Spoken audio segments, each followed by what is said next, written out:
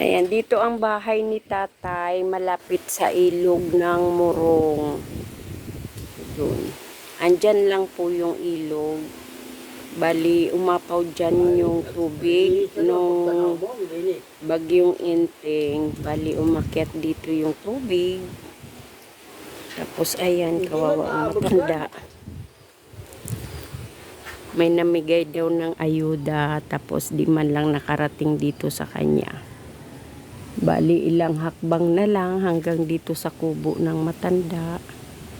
Hindi man lang siya inabutan ng ayuda. Bakit ganon? Mga kapitbahay, kapag may grasya dapat, ibahagi natin sa kapwa natin, lalo na dito sa matanda.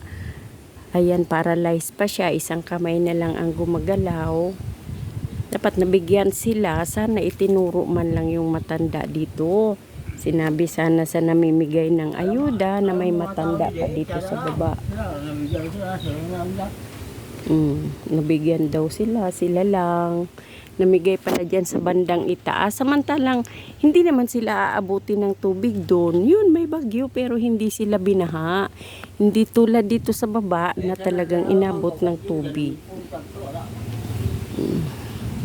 Nakakahinanakit, di ba? Pare-parehas naman binagyo, binigyan ng ayuda, tapos bakit dito hindi pa nakarating? Dapat dito tinuro dapat nila yung matanda. Hayaan mo tay kapag nagkapera tayo, kahit kaunti man lang, maabutan kayo. Oh, ang matanda paralyzed guys, yung isang kamay hindi na makagalaw. Papunta ka rin doon, wala pa ang likod, papahilot sana ako. Masakit sa likod ko, kung nawala ako kuryente, pinutol ang kuryente ko, napaupo ako dyan. Dali ko nahilo ako dyan. Papahilot ako. Doon sa nguno. Wala pa man, yung gamot mo hindi libre sa health center? Wala, ito. Baka bayaran pala ito, 1,000 ito. Dami ito. Anong mga gamot ba yan? Ito sa kanto. Binili niya kasi wala siyang libreng supply ng gamot. Ay, pinapapunta ako sa barangay, kaya makaribre daw. Hindi ako nagpupunta, sabi. Kapag pupunta ka sa barangay tay, di ka naman nila basta-basta bibigyan hanggat walang resita. Kuan, may resita. Ayan, hanapon pa yung mga ID. Sabi. Napatamad na ako, nakakalakad. Dito, 1 buwan, may gate. Ito. Pag naubos yan, wala na naman. Oo, 1,000 naman. Yung mabuti na anak ko, ayaw ko na bumili. Ayaw tumigil. Kasi pagka tinigilan mo, i-maintenance yan, baka aatakihin ka. Sakit, tinigilan ko, pinarbaran ko dahil. Ng isang linggo. Nakuan. Nakuan mga ugat, para ng mga katawan ko. Oo, Ang nakainom ako, nawawala. Kaya kailangan nga, tuloy-tuloy ang gamot. Kaya sabi yung anak ko, kahapon, kasagutan kami naman. Na,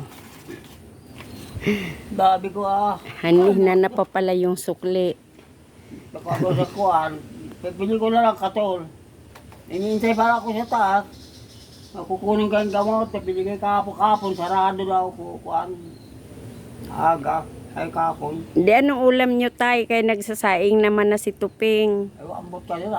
Wala ako kuan. Ako wala, nagkatiyaga ako sa mga dilata lang minsan. Hindi naman ako kumakain, mga aso ko pinapakain ko.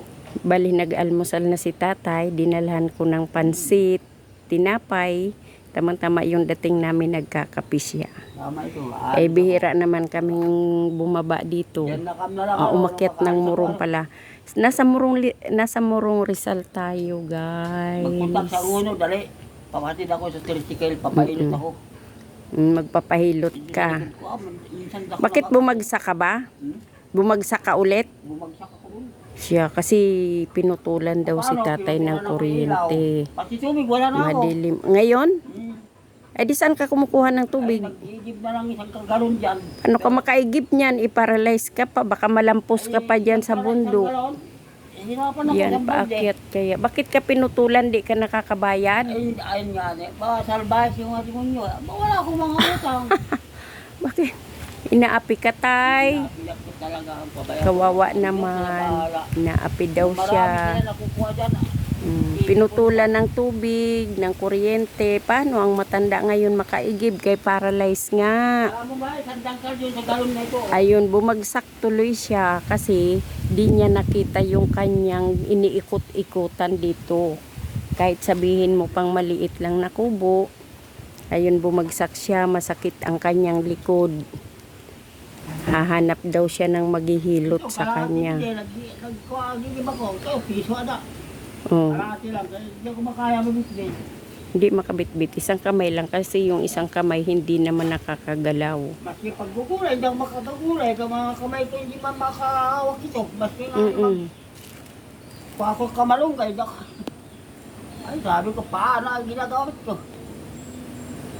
Nagdidoon ko na lang.